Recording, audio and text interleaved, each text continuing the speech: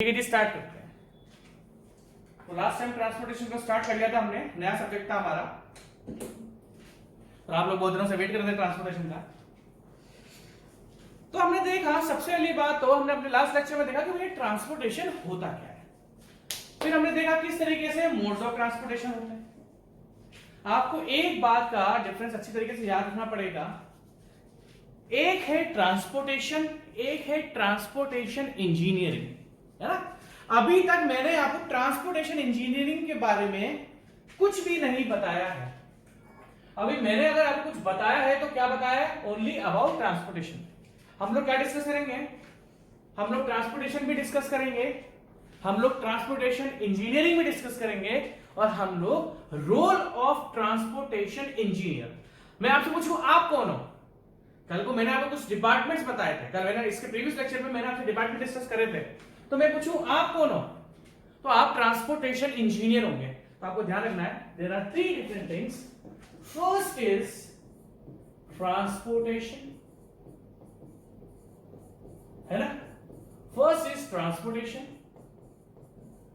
Second is transportation engineering, है ना। Transportation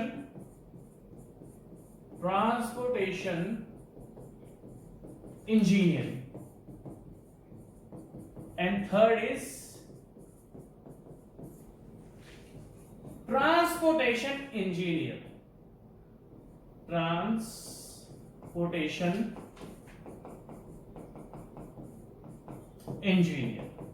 ठीक है।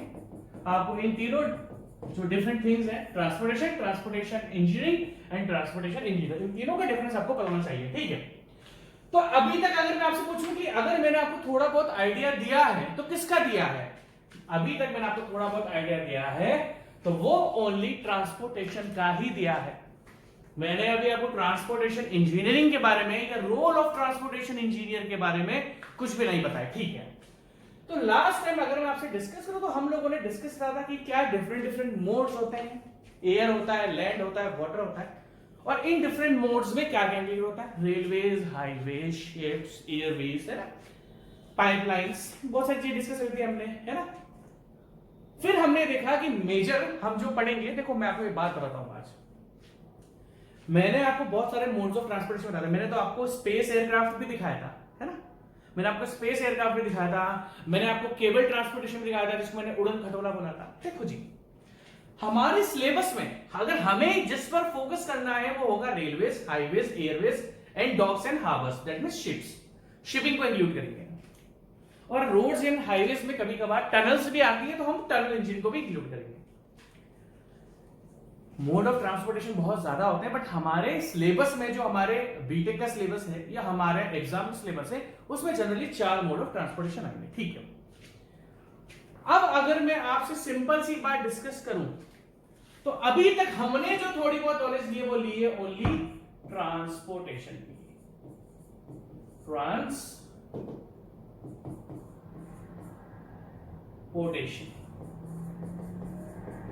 हमने जो अभी थोड़ा बहुत डिस्कस करा, सर में डिस्कस करा ट्रांसपोर्टेशन का, ठीक है। मैं अगर आपसे सिंपल सी बात पूछूं, आप लोग सरकारी की तैयारी क्यों कर रहे हो, तो उसका सिंपल सा जवाब होगा कि सर हमको अपनी लाइफ स्टेबल करनी है। अगर मैं आपसे पूछूं कि भैया क्या आपको सरकारी में ऐसा क्या मिलने वाला है, तो सरकारी जॉब का सबसे बड़ा फायदा क्या होता है? उसमें स्टेबिलिटी होती है। स्टेबिलिटी का मतलब क्या है कि अगर कल को कुछ भी प्रॉब्लम्स आ जाती हैं तो मेरी सैलरी टाइम पर, सरकारी नौकरी की सैलरी टाइम पर मिलती है। सरकारी नौकरी की सैलरी क्या मिलती है? टाइम पर मिलती है। तो हमारा स्टेबिलिटी होती है कि हाँ भैया महीने की 30-31 तारीख को मेरे हाथ में सैलरी आ जाएगी। तो अगर आप मेरे पॉइंट ऑफ व्यू से पूछोगे कि सरकारी नौकरी का फायदा क्या है, तो मैं सबसे ऊपर रखता हूं इज्जत को। मैं सबसे ऊपर रखूंगा इज्जत को कि भैया सरकारी नौकरी में इज्जत बहुत मिलती है। क्योंकि कहीं पर भी आप शादी, गांव में कहीं पर भी जाओगे, कल को आपको सुनने में आपके जान पहचान बोलेंगे यार ये सरकारी इंजीनियर है, ये सरकारी एम्प्लॉय है, तो उसका रेस्पेक्ट ऑटोमेटिकली अपने आप बढ़ जाता है ना, बढ़ जाता है ना। जैसे अब मैं आपसे बात करता हूं, जब भी हम पुलिस को देखते हैं, पुलिस को हमेशा सर बोल के बात करते हैं क्योंकि पुलिस के लिए हमारा रेस्पेक्ट होता है। आर्मी पर्सन होते हैं तो हम उनको सर बोल के बात करते हैं क्योंकि उनके लिए हमारा रेस्पेक्ट होता है। उसी तरीके से हम भी अगर सरकारी इंजीनियर हैं, हम भी अगर सरकारी इंजीनियर बनेंगे तो हमारी रेस्पेक्ट जरूर होती है। तो दैट मींस कहीं ना कहीं इस सरकारी नौकरी का आपके लाइफ में कुछ ना कुछ रोल तो है, और वो रोल क्या है? मेरे केस में इज्जत। सरकारी नौकरी में इज्जत बहुत मिलती है ना। क्यों मिलती है इज्जत? क्योंकि लाखों करोड़ों में से कुछ हंड्रेड्स। पहली बात तो आप मुझे बताओ कि सरकारी नौकरी में इंडिया में इज्जत क्यों मिलती है? सरकारी नौकरी में इंडिया में इज्जत इसलिए मिलती है क्योंकि सबको पता है कि करोड़्स ने एग्जाम दिया होगा और कुछ हंड्रेड्स या थाउजेंड सेलेक्ट हुए होंगे।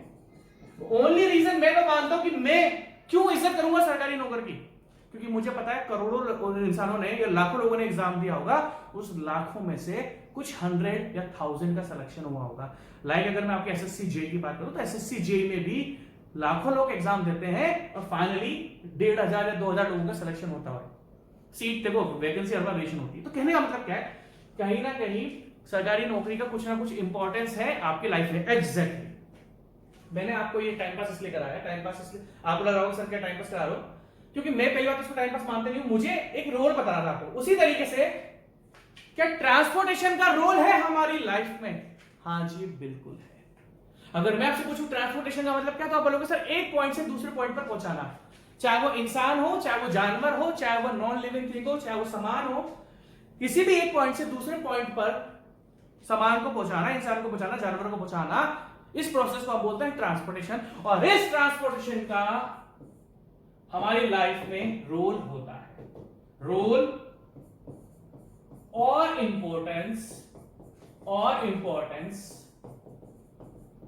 Of transportation in human life. और बहुत सारे पॉइंट्स हैं, जरूरी नहीं role of transportation human life तो मैंने एक पॉइंट लिख दिया, रोल और इंपॉर्टेंस ऑफ ट्रांसपोर्टेशन। जैसे कि मैं आपको एक बात बताऊं, अगर मैं ट्रांसपोर्टेशन के बारे में डिस्कस करूं कि आप एक पॉइंट से आज मुझे अमेरिका जाना है, तो by using Airways, by using flights, मैं 24 घंटे के अंदर शायद अमेरिका, मैं तो आज तक गया नहीं, मैं तो आज तक फ्लाइट के अंदर ही नहीं बैठा, क्या बात कर रहा है यार, ठीक है, मैं फ्लाइट के अंदर ही नहीं बैठा आज तक की डेट में नहीं बैठा हूं, ठीक है। तो अगर मुझे अमेरिका जाना, मुझे नहीं पता कितना टाइम लगता है, बट हाँ 24 घंटे 48 घंटे में तो पहुंच ही जाओगे। बट एयरवेज ही सबसे शॉर्टेस्ट रूट आपको देगा। कहने का मतलब क्या है कि हाँ अगर मुझे अमेरिका जाना है, कि जो कि बहुत ही ज्यादा किलोमीटर्स हमसे दूर है, 1000 ऑफ किलोमीटर्स अमेरिका हमारे से होगा, इंडिया से, बट अगर मैं एयरवेज का यूज करता हूं तो मैं बहुत जल्दी पहुंच जाऊंगा। तो ये मेरा एक फायदा है। ध्यान से देखना भाई साहब, अब जो मैं आपको बता रहा हूं, कल को शाम मैं भाई फ्री होकर शाम को टीवी देख रहा था, दोस्त ने बोला मुझे फोन करके, ध्यान से देखना, ट्रांसपोर्टेशन की इंपॉर्टेंस आज ऐसी बताऊंगा आपको, कहीं पर लिखी भी नहीं मिलेगी। मैं आपको सच बता रहा हूं, ट्रांसपोर्टेशन की इंपॉर्टेंस देख लो, बहुत ही ज्यादा इंपॉर्टेंट पॉइंट डिस्कस करने वाला हूं आज आपसे। अगर मेरा दोस्त, मैं घर पे बैठा हुआ शाम को टीवी देख रहा था, न्यूज देख रहा था, मैं तो शाम को न्यूज देखता हूं, इसे दोस्त ने फोन करा, भाई एक्सीडेंट हो गया, फटाफट आ। अगर मेरा दोस्त 50 किलोमीटर भी होगा ना, तो मैं मिनिमम, ध्यान से देखना मेरे दोस्त को, मेरी बात, दोस्त अगर ये बोलेगा, ध्यान से देखना, एक एग्जांपल दे रहा हूं, दोस्त ने बोला यार दोस्त एक्सीडेंट हो गया, जल्दी से आ, मेरी बात ध्यान से सुननी पड़ेगी आपको। दोस्त ने बोला एक्सीडेंट हो गया मेरा, मैं पूछूंगा क्या हो गया भाई? यार बाइक से जा रहा था मेरठ, और मेरा एक्सीडेंट हो गया। भगवान करे किसी का ऐसा हो नहीं, मतलब मैं आपको एग्जांपल के लिए बता रहा हूं, है ना, किसी का एक्सीडेंट नहीं होना चाहिए मेरे अकॉर्डिंग। तो ध्यान से देखना, उसने मेरे पास कॉल करा, मैंने बोला भाई तू मुझे बस 1 घंटा दे, मैं तेरे को मिलता हूं। अगर मैं उससे पूछूंगा तो किस जगह पर तेरा एक्सीडेंट हुआ, वो बोलेगा यार यहां से 50 किलोमीटर पर हुआ, तो मैं बोलूंगा भाई 50 किलोमीटर पहुंचने के लिए मेरे को 1.5 घंटा चाहिए, 50 किलोमीटर पहुंचने के लिए मेरे को 1.5 घंटा चाहिए। ध्यान से देखना, है ना, क्योंकि मैं जनरली 60 की स्पीड पर गाड़ी चलाऊंगा। अब ध्यान से सुनना, देखो प्लीज यार, रिक्वेस्ट है, ध्यान सुनना। ट्रांसपोर्टेशन में डूब रहा है तो ट्रांसपोर्टेशन को समझना पड़ेगा। अगर आप टाइम पर सारे सिलेबस को रटना चालू कर दोगे तो ट्रांसपोर्टेशन आपको समझ में नहीं आएगा। अब ध्यान से देखना, मैं भी जा रहा हूं, ये मैं हूं, मैं भी जा रहा हूं अपनी गाड़ी से, मैं भी जा रहा हूं अपनी कार से, ठीक है, और मेरा दोस्त का जो एक्सीडेंट हुआ भाई वो भी बाइक से हुआ। तो आप देखा ध्यान से, जब मेरे दोस्त को मेरी जरूरत है, जो कि 50 किलोमीटर दूर पे किसी कारणवश उसका एक्सीडेंट हो गया, और किससे हुआ? बाइक से हुआ। तो अगर मैं ट्रांसपोर्टेशन की बात करूं भाई साहब, तो यहां पर ट्रांसपोर्टेशन की वजह से ही उसका एक्सीडेंट हुआ है। बाइक से जा रहा है ना, bike is the mode of transportation. एक जगह से दूसरी जगह पर जा रहा है, वो ट्रांसपोर्टेशन है। वो जा रहा है किससे? बाइक से। बाइक से ही उसका एक्सीडेंट हुआ है, बाइक से ही उसका एक्सीडेंट हुआ है। और मैं जो उसके पास इमरजेंसी में जा रहा हूं वो भी मैं अपनी गाड़ी से ही जा रहा हूं। कहने का मतलब क्या है, ये जरूरी नहीं है कि अगर ट्रांसपोर्टेशन आपकी लाइफ में एग्जिस्ट करता है तो वो ऑलवेज आपके फायदे दिए है। ट्रांसपोर्टेशन के कुछ पॉजिटिव इंपॉर्टेंस भी है, ट्रांसपोर्टेशन की कुछ नेगेटिव इंपॉर्टेंस भी है। अगर मैं दिल्ली वालों से पूछूं कि दिल्ली वालों तो मुझको ये बताओ आपकी लाइफ में सबसे बड़ा प्रॉब्लम क्या है, तो बोलेंगे यार सबसे बड़ा प्रॉब्लम तो नहीं पता, बट हाँ हम दिल्ली में रहते हैं, साल के कुछ सीजन ऐसे होते हैं जहां पर बहुत ज्यादा हमें एयर पोल्यूशन फेस करना पड़ता है। और इस एयर पोल्यूशन की वजह से होती है रेस्पिरेटरी, सांस लेने में प्रॉब्लम होने लग जाती है, रेस्पिरेटरी प्रॉब्लम्स हो जाती है एयर पोल्यूशन की वजह से। तो अगर मैं ये बोलूं कि मैं ट्रांसपोर्टेशन सब्जेक्ट पढ़ा रहा हूं आपको, मैं ट्रांसपोर्टेशन इंजीनियरिंग पढ़ा रहा हूं आपको, और मैं आपको ओनली ट्रांसपोर्टेशन इंजीनियरिंग के फायदे बताऊंगा, तो वो बिल्कुल गलत होगा। मैं आपको फायदे भी बताऊंगा और मैं आपको नुकसान भी बताऊंगा। तो सबसे पहले हम लोग पढ़ेंगे फायदे और फिर नुकसान। किसी भी चीज को जानने के लिए फायदे और नुकसान जानने पड़ते हैं, क्योंकि देखो इतना ट्रांसपोर्टेशन की वजह से ही एयर पोल्यूशन होता है। आपने देखा होगा कि कभी कभार आप मार्केट में जाते हो, कुछ शॉपिंग करते हो, लाइक में कोटा से हो, तो हमारा जो गुमानपुरा पोर्शन है, गुमानपुरा एक जगह है वहां पर, तो वो बहुत थोड़ा हाईली डेंसली पॉपुलेटेड है वो, तो वहां पे पीपी टीटी गाड़ियों की आवाज आती रहती है ना। अब आप कोटा वाले तो हो नहीं, तो कोटा में एक पोर्शन है गुमानपुरा, वो इतना डेंसली पॉपुलेटेड है, वहां पर छोटी छोटी रोड से वहां पर इतना ट्रैफिक होता है कि जब मैं भी गुमानपुरा से घर पर अपनी शॉपिंग कर आता हूं तो मेरा सर दर्द हो जाता है, क्योंकि भैया नॉइस पोल्यूशन आपके शरीर में थकान कर देता है। ये नॉइस पोल्यूशन ट्रांसपोर्टेशन की वजह से ही हो रहा है। आप बोलोगे सर आप कैसे आदमी हो? अरे भैया ये हमने प्रैक्टिकली सबने झेला हुआ है। तो पहले मैं बुराइयां भी बताऊंगा और मैं अच्छाइयां भी बताऊंगा। तो सबसे पहले आप समझ रहे हो, अगर एयर पोल्यूशन की बात करें तो हमें सांस लेने में दिक्कत होती है, रेस्पिरेटरी प्रॉब्लम्स होती है ड्यू टू ट्रांसपोर्टेशन, वो आगे बताऊंगा मैं आपको कैसे प्रॉब्लम होती है। सेकंड, नॉइस पोल्यूशन, आपके शरीर में थकान हो जाएगी, आपका सर दर्द करने लग जाता है ट्रांसपोर्ट। आप देखो दिल्ली वालों को पूछना, जो दिल्ली रिसेंटली शिफ्ट होते हैं, जिनको क्योंकि दिल्ली में पॉपुलेशन ज्यादा है और आपके ट्रैफिक भी बहुत ज्यादा है, तो वहां के लोग क्या करते हैं, ट्रैफिक में पागल हो जाते हैं, बोले यार ये क्या है। कहने का मतलब क्या, पॉजिटिव पॉइंट्स भी और नेगेटिव पॉइंट्स भी। सबसे पहले अब अगर मैं रोल ऑफ ट्रांसपोर्टेशन आपको पढ़ा रहा हूं, तो सबसे पहले मैं पढ़ाऊंगा पॉजिटिव रोल्स फिर नेगेटिव रोल्स। आप बोलोगे सर आपको नेगेटिव पे नहीं, पॉजिटिव भी है, इतने धासु पॉजिटिव पॉइंट बताऊंगा, आपको मजा आ जाएगा। ठीक है, तो मेरा जो पॉइंट्स है दैट मींस क्या हमारी डिग्री, रोल ऑफ ट्रांसपोर्टेशन। अगर हम रोल ऑफ ट्रांसपोर्टेशन की बात करें तो सबसे पहला जो रोल है हमारी कंट्री के लिए, ट्रांसपोर्टेशन हमारी कंट्री के लिए बहुत बेनिफिशियल है।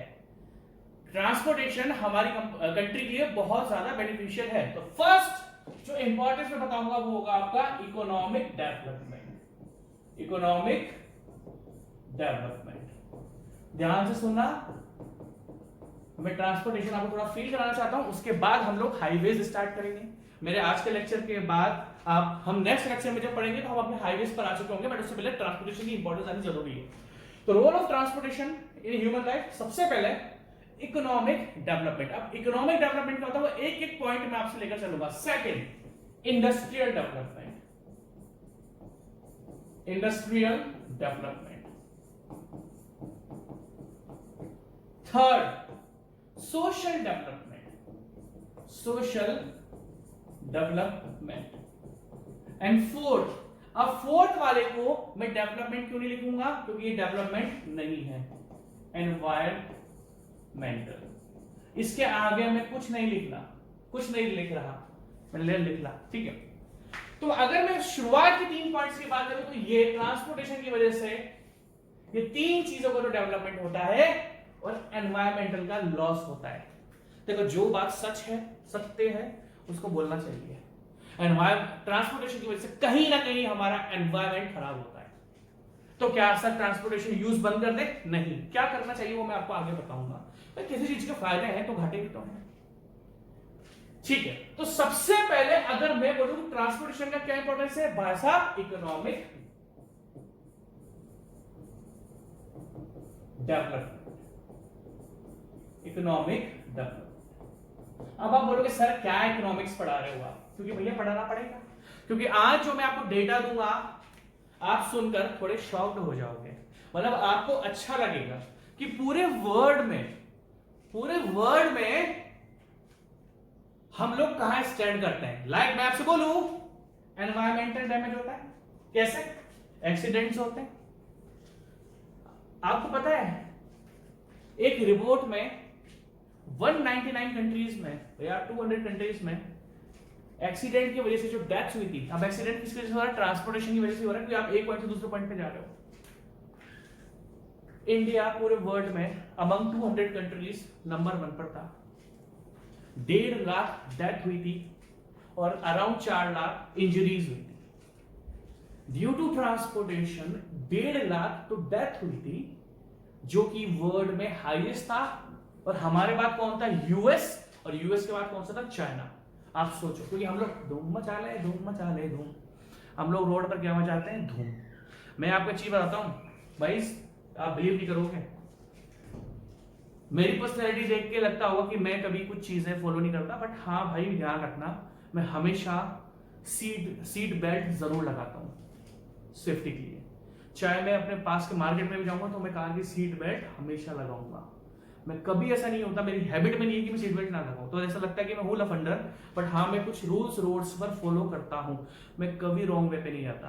अभी आपको मैं आगे बताऊंगा। तो कहने का मतलब क्या है कि इसी ट्रांसपोर्टेशन की वजह से आपको फायदे भी हैं और नुकसान भी है।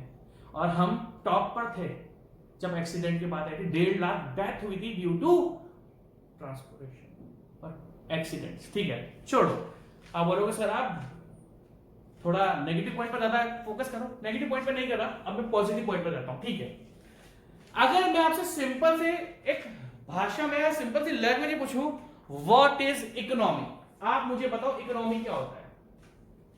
What is economy? सबसे पहले मेरे को आपको बताना पड़ेगा कि इकोनॉमी होता क्या है, उसके बाद मैं आगे के बाद डिस्कस करूंगा। बताओ इकोनॉमी क्या होता है।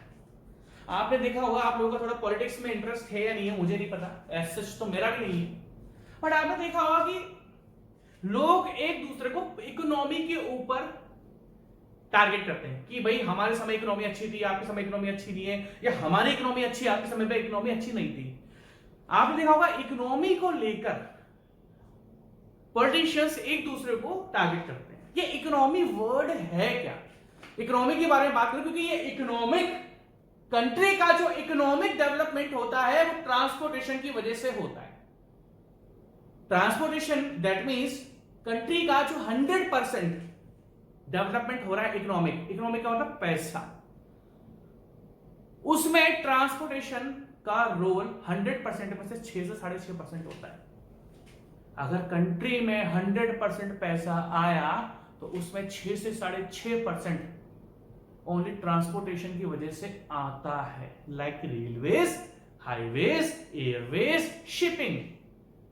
तो अगर 100% पैसा कंट्री में आ रहा है तो 6.5% तो ट्रांसपोर्टेशन की वजह से ही है। अब ध्यान से देखना, अगर मैं आपसे बोलूं व्हाट इज इकोनॉमी, आप इकोनॉमी की डेफिनेशन क्या, आप बोलोगे सर ट्रांसपोर्टेशन में इकोनॉमी, हाँ बताना पड़ेगा। इकोनॉमी का मतलब क्या होता है? A country economy is defined as the wealth.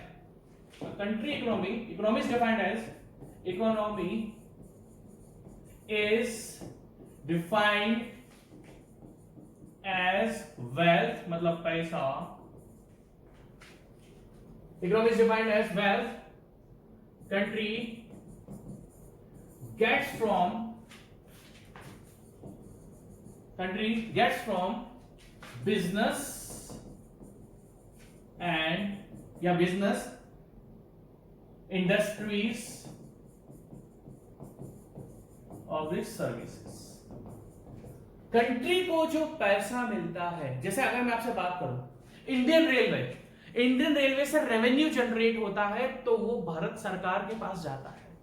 अगर इंडियन रेलवे से जो पैसा जनरेट हो रहा है तो वो कहां पर जाता है? भारत सरकार के पास जाता है। तो आपने कंट्री का जो वेल्थ थी, मतलब जो एक अमाउंट था, वो आपने बाय यूजिंग इंडियन रेलवेज को दिया, आपने उस पर कंट्रीब्यूशन करा।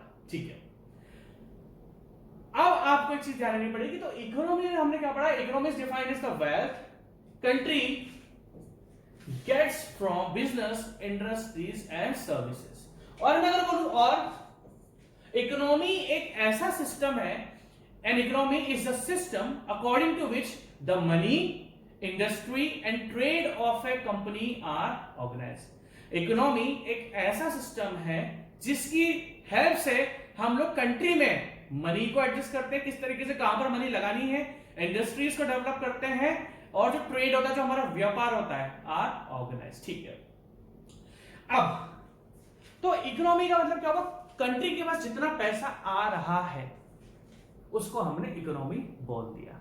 अब आपने एक चीज सुनी होगी कि कंट्री की इकोनॉमी बढ़ती जा रही है, तो जब भी ये वर्ड आपको लिखा हुआ मिल जाए कि इकोनॉमी राइज हो रही है, तो कंट्री आपका डेवलपमेंट की तरफ जा रहा है। और जब हम ये सुनते हैं कि इकोनॉमी डाउन हो रही है, क्योंकि जब कंट्री के पास पैसा कम कलेक्ट हो रहा है, आप समझ रहे हो मेरी बात, इकोनॉमी क्या होता है, वो पैसा जो कि हमें बिजनेस से, इंडस्ट्री से और सर्विसेज से मिलता है।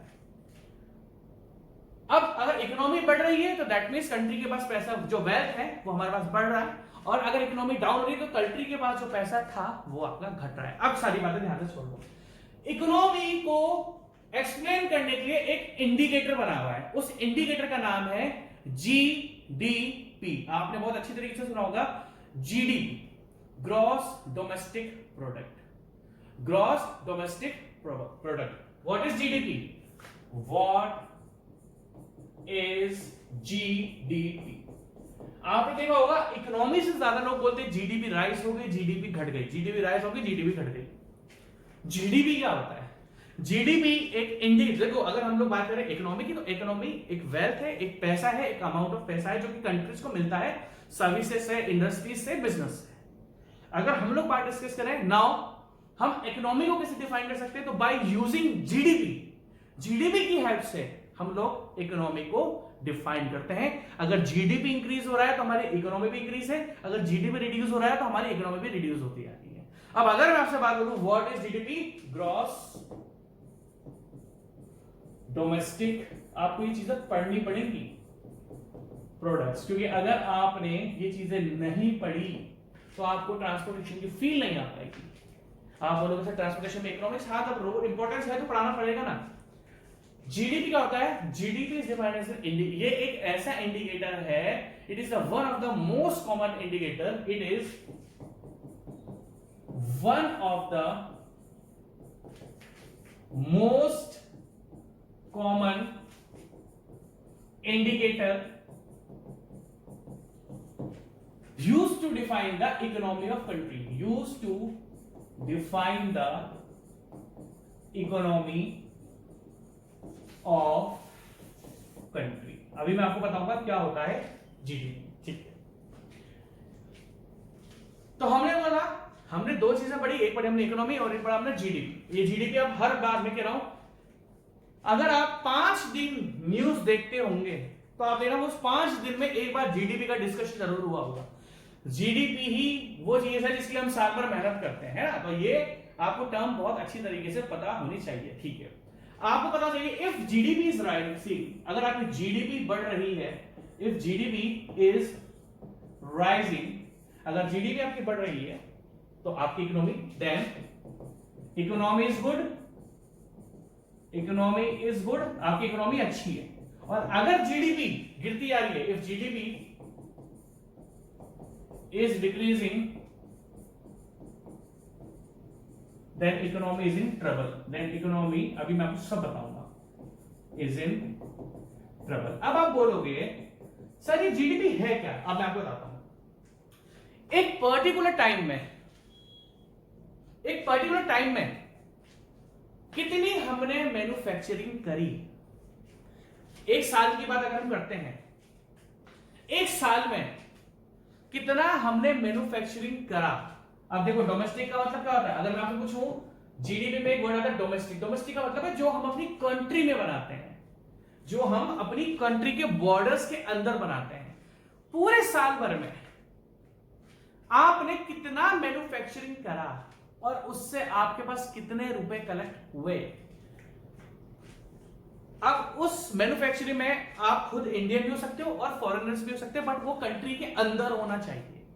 जैसे अगर मैं बात करूं तो बड़ी बड़ी कंपनीज जो होती हैं तो उनमें फॉरेनर्स भी जॉब करते हैं, बट वो हमारी कंट्री के लिए काम करते हैं। तो दैट मींस कंट्री के अंदर जितना भी मैन्युफैक्चरिंग हुआ उससे कितना एक पर्टिकुलर टाइम पर, लाइक हम कंसीडर करते हैं एक साल भर के अंदर, साल भर के अंदर आपके देश ने कितना मैन्युफैक्चरिंग करा, कितना पैसा कलेक्ट हुआ, उसको हम बोलते हैं ग्रॉस डोमेस्टिक प्रोडक्ट, जो कि जनरली डॉलर्स में रिप्रेजेंट होता है। किस में रिप्रेजेंट होता है? डॉलर्स में। इस एक साल, लाइक अगर हम बात करें पर्टिकुलर ईयर की कि 2012 में आपकी कंट्री ने कितना मैन्युफैक्चरिंग करा, उससे आपको कितना फायदा हुआ, तो कितने डॉलर्स का आपके पास है, तो वो देखा जाता है कि मान लो 2012 में आपके पास कुछ पर्टिकुलर डॉलर्स थे, फिर बढ़े, फिर घटे, तो क्या होता है कि अगर जीडीपी देखो इतना परसेंट इंक्रीज हुई, इतनी परसेंट डिक्रीज, तो क्या होता है कि लास्ट ईयर अगर मान लो मैं बोलता हूं कि 2012 और 2013 को कंसीडर करो, तो 2012 की हम बात करते हैं, जीडीपी ज्यादा बढ़ी थी, फिर 2013 में डिक्रीज होगी, दैट मींस 2013 में आपका प्रोडक्शन कम हुआ है। और वहीं पर अगर 2013 में आपकी जीडीपी इंक्रीज हो जाएगी तो हम क्या बोलेंगे कि आपका प्रोडक्शन बढ़ा है। तो दैट मींस अगर मैं आपसे बोलूं कि क्यों ये सारी चीजें मैं आपको बता रहा हूं इकोनॉमी और जीडीपी के बारे में, क्योंकि जो ट्रांसपोर्टेशन है उसका बहुत बड़ा रोल है हमारे इकोनॉमिक डेवलपमेंट में, ठीक है ना। इकोनॉमिक डेवलपमेंट में हमारा बहुत बड़ा रोल है किसका? ट्रांसपोर्टेशन का, जिसमें जनरली सिविल इंजीनियर्स इन्वॉल्व होते हैं। अगर हम ट्रांसपोर्टेशन की बात करें तो देखो किसी भी जगह पर सिविल इंजीनियर्स, इलेक्ट्रिकल, मैकेनिकल, हर लोग इन्वॉल्व होते हैं। अगर मैं आपसे बात करूं कोई सॉफ्टवेयर कंपनी, तो सॉफ्टवेयर कंपनी का स्ट्रक्चर तो सिविल इंजीनियर ने बनाया। कहने वाला क्या है, हर जगह सारे इंजीनियर्स होते हैं, बट अगर मैं ट्रांसपोर्टेशन की बात करूं तो इसमें सिविल इंजीनियर्स ज्यादा होते हैं, सिविल इंजीनियर्स का रोल ज्यादा होता है। तो हमने अभी तक क्या पढ़ा? हमने सबसे पहले पढ़ा economy. Economy is defined as the wealth that it gets from the business and industries. इकोनॉमी एक ऐसा सिस्टम है जिसकी हेल्प से हम लोग पूरी कंट्री में मनी को रेगुलेट करते हैं, इंडस्ट्रीज को डायरेक्ट करते हैं, किस तरीके से फायदे में लोगे, घाटे में लोगे, कितना पैसा इंडस्ट्रीज में लगाना चाहिए, और व्यापार, ठीक है। फिर हमने किसके बारे में पढ़ा? हमने, क्योंकि ये सिविल इंजीनियर्स के लिए आप लोग जीके तो पढ़ते होंगे, तो इसको थोड़ा बहुत आपको ध्यान देना पड़ेगा। What is GDP? GDP is defined as the most common indicator used to define the economy of country। अगर कंट्री इकोनॉमी को आपको डिफाइन करना है तो आपको जीडीपी की हेल्प लेनी। ये एक इंडिकेटर होता है जो कंट्री की इकोनॉमी की हेल्थ बताता है, कंट्री की इकोनॉमी की हेल्थ बताता है, ठीक है। फिर हमने पढ़ा कि अगर किसी कंट्री की एक स्पेसिफिक टाइम है, जैसे मान लो हम साल को कंसीडर करते हैं, इस साल में जीडीपी कितनी थी, इस साल में जीडीपी कितनी थी, तो अगर जीडीपी का परसेंटेज इंक्रीज हो रहा है तो जितना पैसा मेरे पास पिछले साल कलेक्ट हुआ था, अगर इस साल और ज्यादा कलेक्ट हुआ तो डिफरेंस निकाल आएगा परसेंटेज में। बट अगर जीडीपी अगर मान लो कम हो गया तो जितना पिछले साल मैंने पैसा कमाया था सारी इंडस्ट्रीज से, है ना, मैन्युफैक्चरिंग से, सर्विसेज से, तो वो अगर आपने कम पैसा कमाया तो जीडीपी आपकी डाउन हो जाएगी, ठीक है। तो मेरे ख्याल से आपको 2 से 3 चीजें तो पता लग चुकी होगी, ठीक है। अब जीडीपी को हम रिप्रेजेंट किस तरीके से रिप्रेजेंट करते हैं? अगर हम जीडीपी की बात करें तो जीडीपी को जनरली हम डॉलर्स में रिप्रेजेंट करते हैं, जो कि हमें मिलते हैं for the manufacturing of all goods and services provided by the country। क्या बोला मैंने आपको? अगर हमें जीडीपी को डिफाइन करना है तो इट इज, जीडीपी के बारे में बात करूं, it is the total representation of money in dollars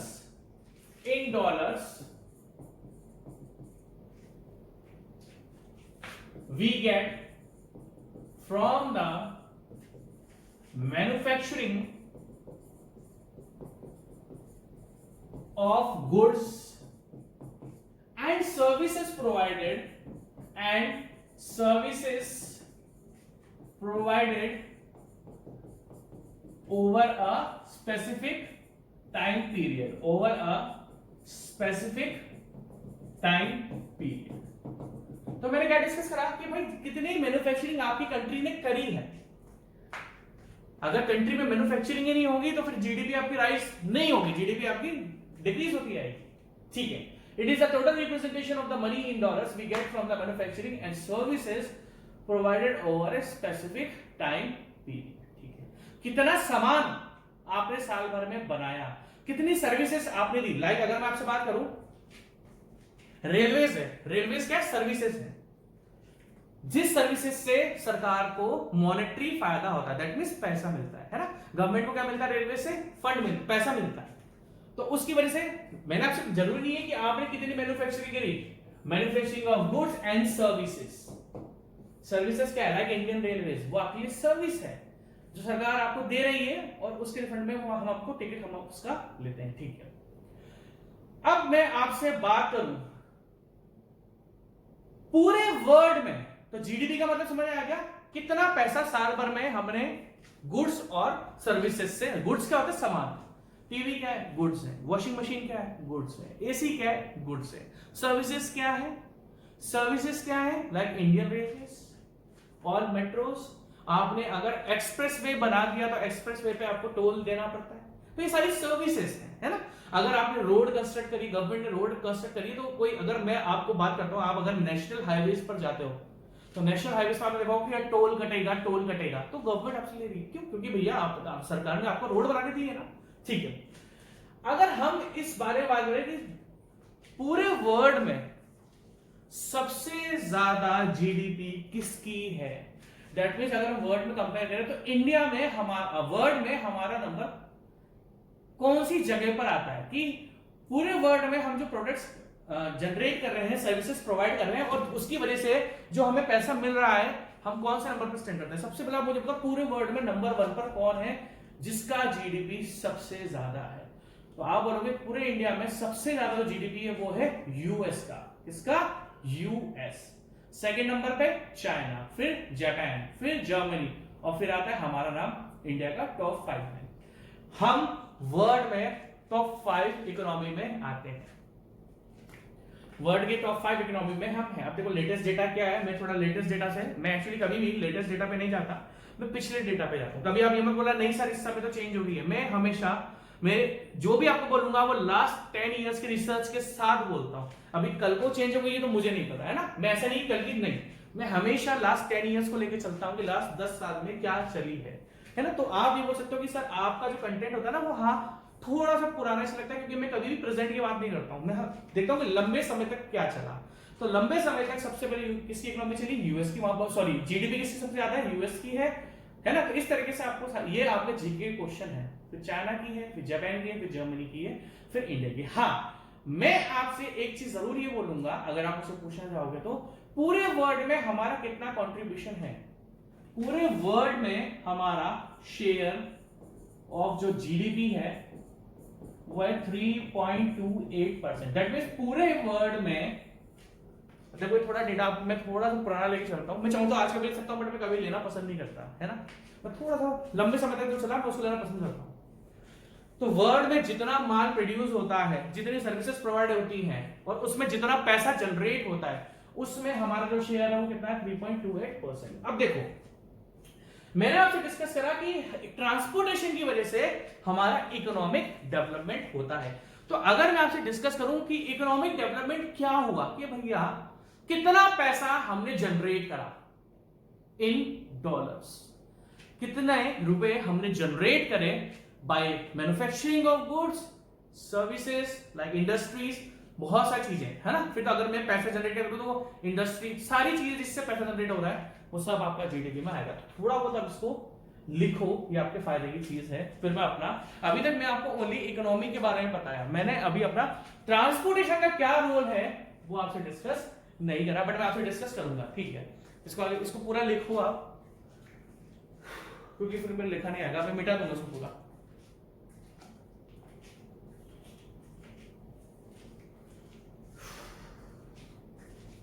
थोड़ा जनरली चीजें हैं, क्योंकि हम, अगर मैं आपको इकोनॉमिक डेवलपमेंट बताऊं और अगर मैं आपको जीडीपी और इकोनॉमी के बारे में बता रहा हूं तो मैं आपके साथ अन्याय करता हूं। तो मेरी मजबूरी है कि मुझे थोड़ा सा आपके बारे में, आपको जीडीपी और इकोनॉमी के बारे में बताना पड़ा। तो ये लिख लिया होगा आपने। अब एक चीज स्पेशली ध्यान देखना भैया, जो मैं आपसे बता रहा हूं, मैंने आपको बोला है कि मैं थोड़ा सा डेटा पुराना लेता हूं जो थोड़ा सा लंबे समय तक चला हो।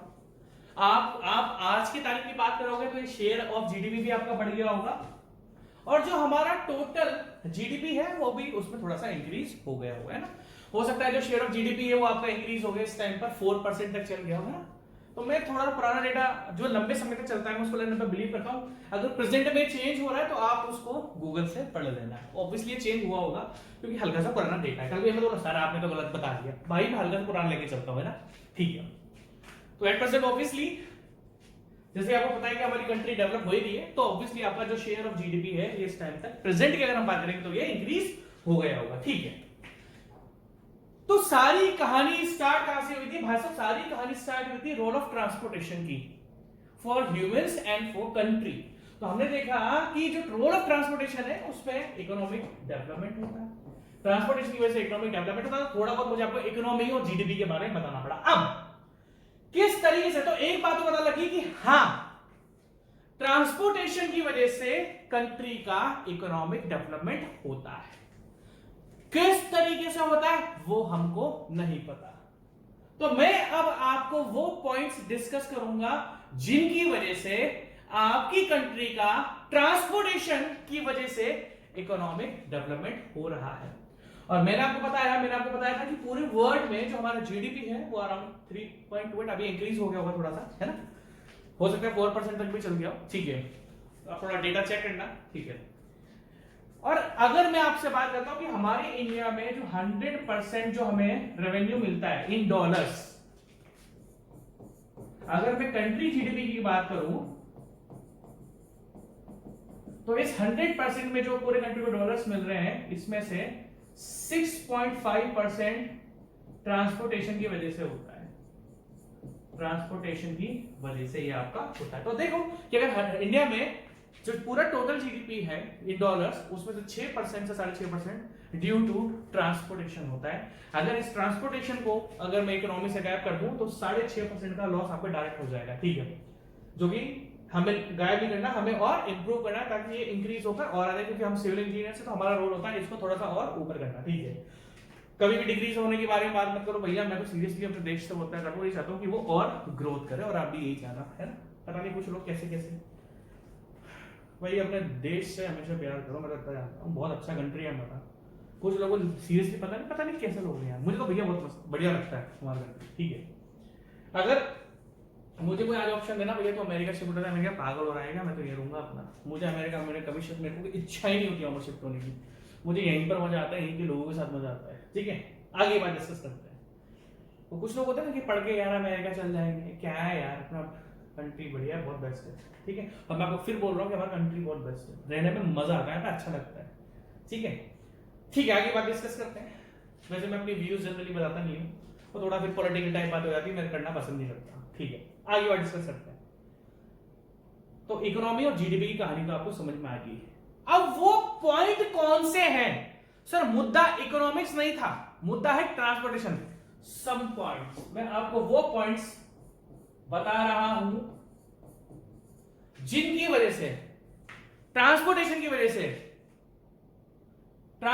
के वो पॉइंट्स जिनकी वजह से हमारी कंट्री का इकोनॉमिक डेवलपमेंट हो रहा है। सबसे पहला point, movement of inputs and outputs, movement of input and output. Transportation की वजह से points affected by transportation, points affected by transportation, मैं आपको बता देता हूं, पॉइंट्स अफेक्टेड बाय ट्रांसपोर्टेशन, ठीक है। Movement of inputs and outputs, देखो सिंपल सी बात है, किसी भी चीज की मैन्युफैक्चरिंग होती है तो उसके लिए सबसे पहले आपको चाहिए होता है कच्चा माल, है ना। किसी भी चीज की अगर मैन्युफैक्चरिंग होगी तो उसके लिए सबसे पहले आपको चाहिए होता है कच्चा माल।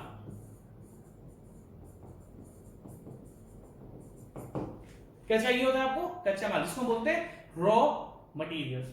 हमें फ्यूल भी चाहिए होता है, हमें मशीनरी भी चाहिए होती है, ध्यान से देखना।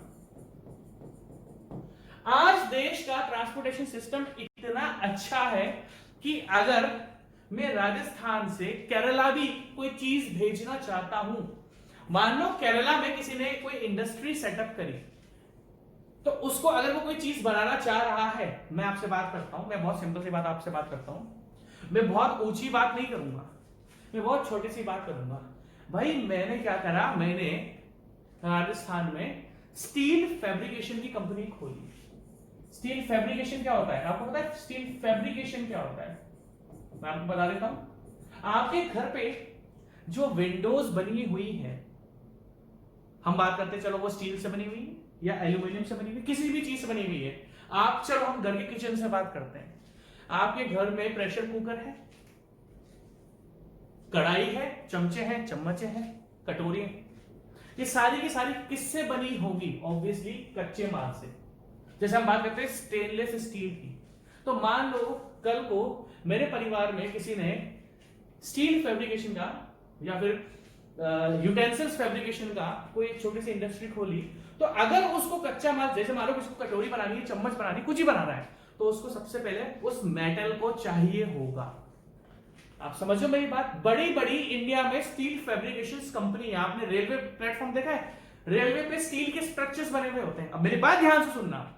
रेलवे पे, जैसे कि मैं आपसे बात करता हूं, हम एग्जांपल लेते हैं दिल्ली का। दिल्ली में बहुत सी जगह स्टील स्ट्रक्चर्स हैं। उन स्टील स्ट्रक्चर्स को जिसने शेप दी होगी वो कंपनी होती है steel fabrication companies. Steel fabrication companies. अब स्टील, अब देखो उन्होंने क्या करा, राफ्टर बना दिया, कॉलम बना दिए, पर्लिन्स बना दी, स्टील स्ट्रक्चर आप जानते हो। तो उन स्टील फैब्रिकेशन कंपनीज को सबसे पहले चाहिए होगा स्टील, और इस स्टील को हम क्या बोलते हैं? Raw material.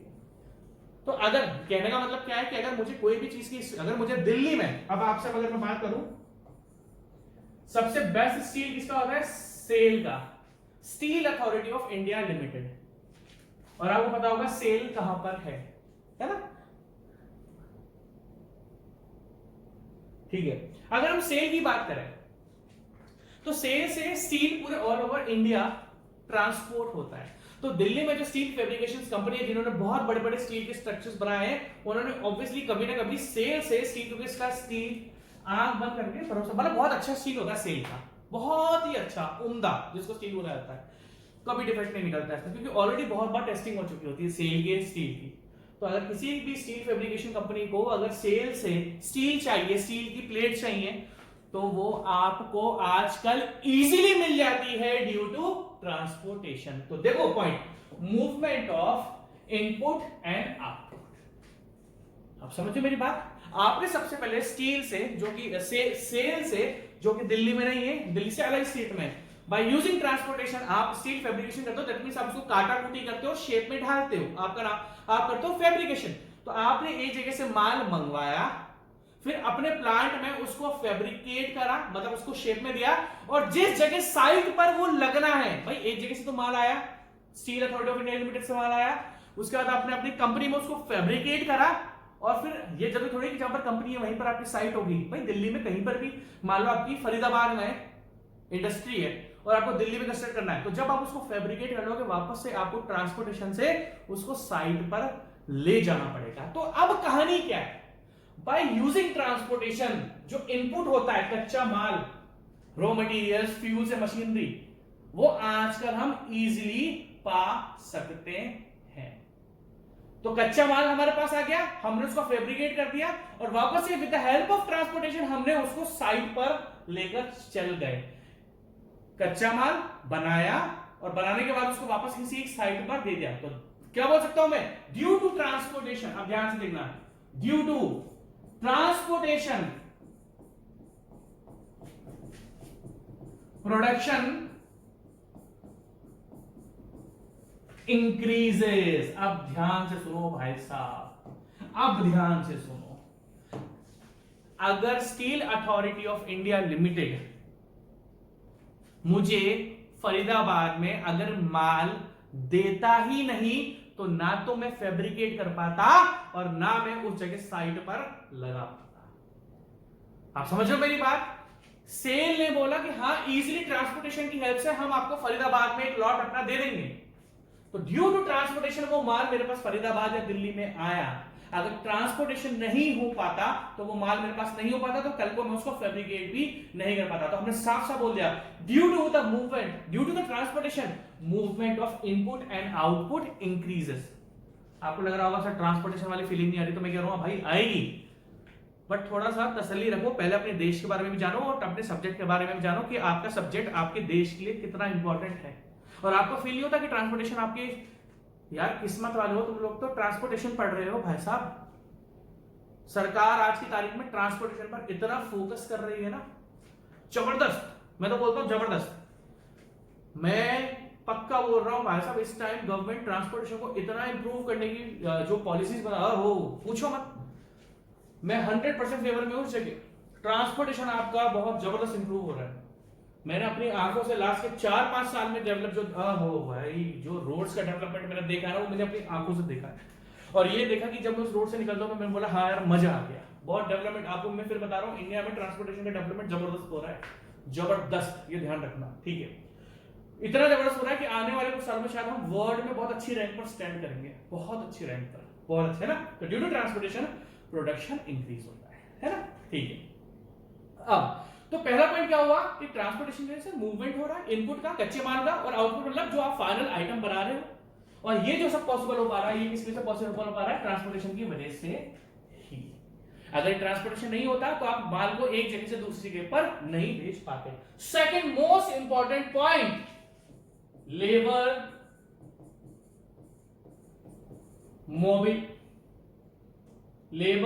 Mobility.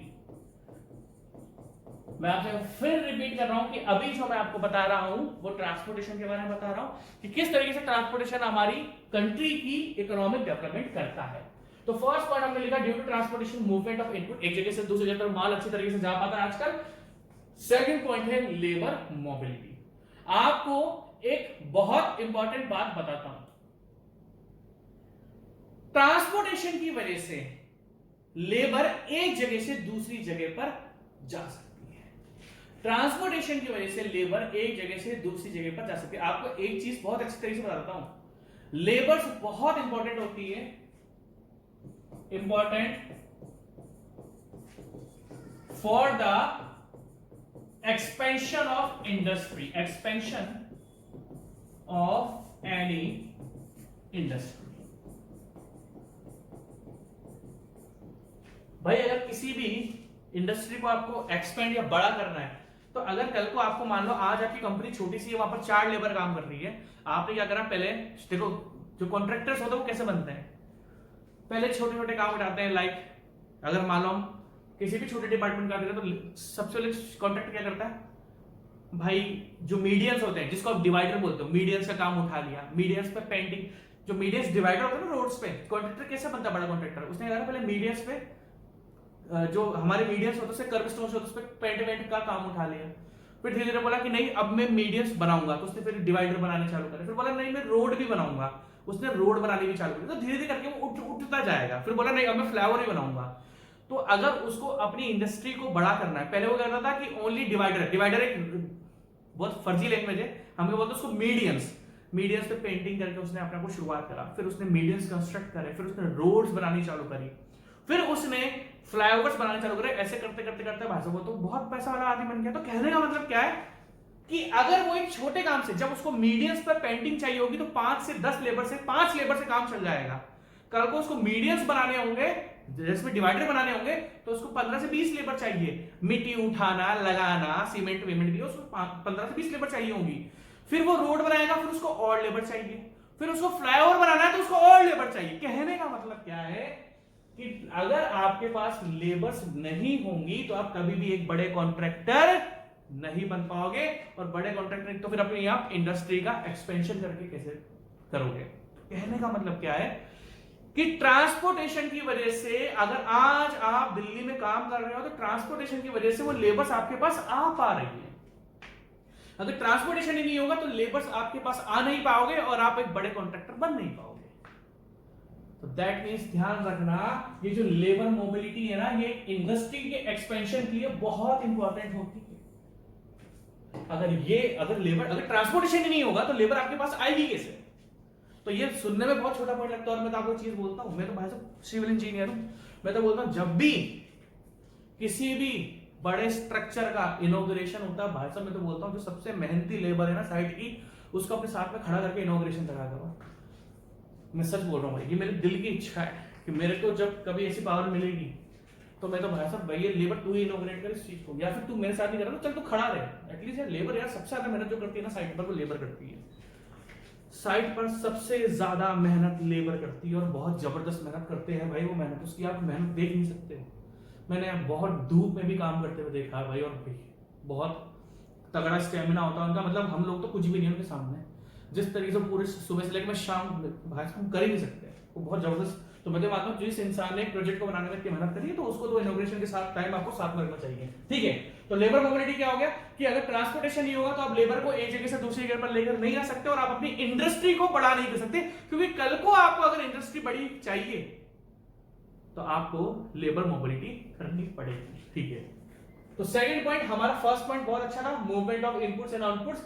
Second point क्या हो गया हमारा, लेबर मोबिलिटी। थर्ड पॉइंट, अब इसको बहुत ध्यान से देखना, इस पॉइंट को बहुत ही आपको ध्यान से देखना पड़ेगा। अगर ये पॉइंट आपने नहीं देखा तो आप समझ नहीं पाओगे, ठीक है। Facilitates specialization. अब इस पॉइंट का मतलब क्या हुआ, अब मैं आपको अपने होम टाउन से बताऊंगा। मैंने क्या लिखा, फैसिलिटेट्स स्पेशलाइजेशन। फैसिलिटेट्स का मतलब क्या होता है, अगर मैं आपसे बोलूं फैसिलिटेट्स का मतलब क्या होता है, to make possible, to make possible. आपको एक बहुत ही अच्छी चीज बताता हूं, और स्पेशलाइजेशन क्या होती है मैं आपको वही बता देता हूं। देखो, राजस्थान जानते होंगे, क्यों नहीं जानते होंगे, बिल्कुल जानते होंगे। राजस्थान में आपने, अगर मैं आपसे बोलूं राजस्थान से आपको सबसे पहले क्या ध्यान आता है, तो आप बोलोगे सर राजस्थान में सबसे पहले किसकी बोला है, राजस्थान में सबसे पहले हमें याद आता है, अगर मैं आपको बोलूं राजस्थान से आपसे क्या गया, तो आपके दिमाग में इमेज बनती है सैंड ही सैंड, हर जगह सैंड नहीं है, रेत उड़ रही है। अब मेरे यूपी में रिलेटिव रहते हैं तो वो बोलते हैं यार आपके यहाँ पर तो ऊंट चलते होंगे। अरे भाई साहब मेरे क्या, मैं कोटा से हूँ यार, कोटा में थोड़ी रेत है। तो बोले यार तुम तो सब्जी लेने ऊंट पर जाते होंगे। मैंने कहा नहीं भाई, मैं कोटा से हूँ, एक अच्छी सिटी है ना, वहां पर रेत नहीं है, जैसे बीकानेर हो गया। आपसे कहने का मतलब क्या है, क्या सुनना, आपने दो जगह के नाम सुने होंगे, एक सुना होगा आपने जोधपुर और एक सुना होगा आपने जयपुर। जोधपुर और जयपुर और उदयपुर, इन तीनों जगहों में किले बहुत ज्यादा है, लाइक महल टाइप जिसको बोलते हैं। तो वहां का आज भी जो लोग घर में कंस्ट्रक्शन कराते हैं ना, वो महलों की तरह से करवाते हैं। जो महलों का कंस्ट्रक्शन पुराने जमाने में होता था ना, उसी तरीके से महलों के आज भी अपने घर अगर लोग घर बनवाते हैं तो वो महल की तरह बनवाते हैं। और अगर आप देखोगे तो जयपुर के जो बड़े बड़े होटल्स हैं जो आज भी बन रहे हैं, वो महल की तरह बन रहे हैं। अगर आप जयपुर के टॉप 5 होटल्स देखोगे ना, तो वो महल की तरह बने हुए होंगे। आपको लगेगा मैं महल के अंदर हूं जिसमें पहले राजा महाराजा रहा करते थे, ठीक है। अगर मैं आपसे और आगे की बात डिस्कस करूं तो जो बड़े बड़े सेलिब्रिटीज हैं वो अपनी शादी के लिए जोधपुर उदयपुर के महलों में जाते हैं। छोड़ो सारी बात, अब क्या है, तो अगर मैं आपसे बात करूं तो जयपुर, उदयपुर और जोधपुर, इस जगह महल बनाने के जो लेबर्स होती हैं, जो कॉन्ट्रैक्टर्स होते हैं, वो बहुत ज्यादा है, क्योंकि वहां पर इसका ट्रेंड है। जोधपुर में आज भी लोग घर महल की तरह अपना घर बनाते हैं, जयपुर में भी बनाते हैं और उदयपुर में भी बनाते हैं, ये 3 जगह बनाते हैं। अब मैं तो कोटा वाला हूं भाई साहब, मैं तो चंबल का हूं, कोटा में क्या चंबल नदी बहती है। तो अगर मेरे को कल को अपना घर महल की तरह बनवाना है तो मैं कैसे बनवाऊंगा, क्योंकि जो स्पेशलिस्ट लेबर्स हैं, मैं आपसे फिर रिपीट कर रहा हूं, जो स्पेशलिस्ट लेबर्स हैं महल टाइप घर बनाने की, वो जयपुर, उदयपुर और जोधपुर में है। तो कल को अगर मुझे कोटा में कोई स्ट्रक्चर बनाना है कि यार मुझे भी थोड़ा महल जैसा घर बनवाना है, तो मैं कैसे बनवाऊंगा, बाय यूजिंग ट्रांसपोर्टेशन। अब ध्यान से देखना, क्योंकि आज का ट्रांसपोर्टेशन इतना अच्छा हो चुका है। अब देखो, फैसिलिटेट्स स्पेशलाइजेशन, इसका मतलब क्या हुआ कि जो टैलेंट, अब ध्यान से देखना, जो टैलेंट जोधपुर, जयपुर और उदयपुर की स्टाफ में है और उदयपुर के स्टाफ में है, लाइक लेबर्स, कॉन्ट्रैक्टर्स, उनको आप देखो, ये इनकी स्पेशलिटी है कि वो ये क्या है, यहाँ की जो लेबर है उनकी स्पेशलिटी है कि यहाँ की लेबर महल टाइप घर बना सकते हैं। तो आपका लिखा फैसिलिटेट्स मतलब टू मेक पॉसिबल। अगर मुझे कोटा में बनवाना हो महल जैसा घर, तो मैं क्या कर सकता हूं, हाँ, जो इन 3 जगह की स्पेशलिटी है, इनको मैं बाय यूजिंग ट्रांसपोर्टेशन कोटा में बुला सकता हूं और उनकी स्पेशलिटी से मैं कोटा में महल जैसा घर बना सकता हूं। तो क्या होगा थर्ड पॉइंट, ड्यू टू, अब ये किसकी वजह से पॉसिबल है, ट्रांसपोर्टेशन की वजह से ही पॉसिबल है।